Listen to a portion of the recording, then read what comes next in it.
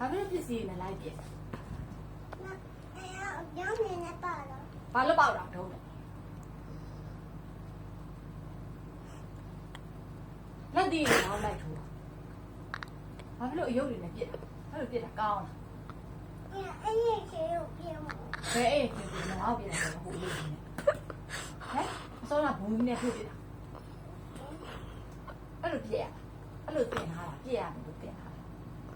ဘယ်လိုလေးနေရမလို့တင်ထား ချင်းချင်းချင်းချင်းချင်း စကားဆိုရင်ဘယ်လိုလေးပြောရမှာစကားလေးဆိုရင်ဘယ်လိုလေးပြောရမှာ မမပြောတယ် အေးချိုတာလားနားထောင်ဘယ်လိုပြောလဲဘယ်လိုလေးချိုတာအော်ပြီးပြောရတာဟဲ့ဟဲ့ဟင်းဟာအဲ့လိုပြောရတာလူကျင်တာလေးရှင်းဘယ်လိုတောင်းอ่ะအေး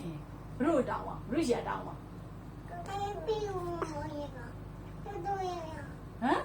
အဲ့တူရရ ဟာလားတူလေးပြောဘယ်လိုပြောဘယ်လိုလေးအေးဒီဘယ်လိုလေးပြောอ่ะတူလေးဘယ်လိုပြောလိုက်တာဟမ် ဒီတူရရ အေးဒီတူလေးပြောမမကြားလိုက်ဘူးဘယ်လိုပြောอ่ะအဲ့လိုပြောရတယ်အဲ့လိုမပြောအောင်ကောင်းကောင်းပြောရတယ်လေကောင်းကောင်းပြောပါလေသူပြောတာနော်ပစ္စည်းလေးဆိုရင်လည်းတောင်းရတာတဲ့နော်လူချင်းဘာလို့ရအောင်မမကိုတောင်းရတယ်မမကြီးပေးပါဦး အဲ့တူရပြစီမေးပါ ပေးပါဦးလို့ပြောရတယ်သူများပစ္စည်းတွေ ဆိုရတူရ သူများပစ္စည်းတွေဆိုရင်ယူရတာပြော တူရ သူများပစ္စည်းဆိုရင်လုံးဝ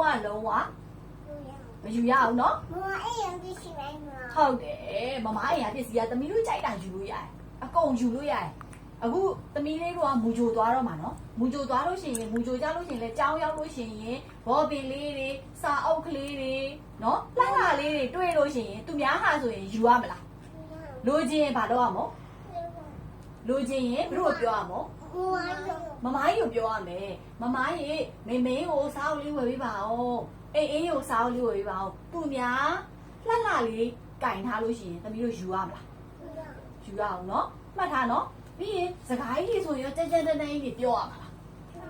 ဆရာမအောင်ဆိုရင်ဘယ်လိုလေးပြန်ပြောရမှာပြောစကားလေးကိုနားထောင်အောင်ပါနော်ဟုတ်လားတကယ်ချင်းနေဆိုရင်ရောလက်တီးနဲ့လိုက်ထိုးရမှာထိုးရအောင်နော်အိမ်မှာဆော့တယ်လို့လက်တီးနဲ့လိုက်ထိုးလို့မရအောင်နော်ကြားလားသူများနာသွားမှာပေါ့နာသွားအောင်မလုပ်ရအောင်နော်နော်ပစ္စည်းတွေတော့ပြည့်ရလားအခုစကားပြောနေကောင်းကောင်းနားထောင်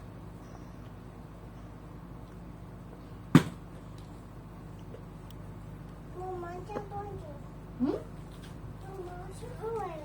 စာအုပ်ဝယ်ပြီးဝယ်ပြီးမှာပေါ့အခုဝယ်ပြီးမှာညနေခင်းကျတော့ဝယ်မယ်ဘာဝယ်မအောင်ဆိုတော့ဘာဝယ်မအောင်စဉ်းစားပါရင်ယူရပါ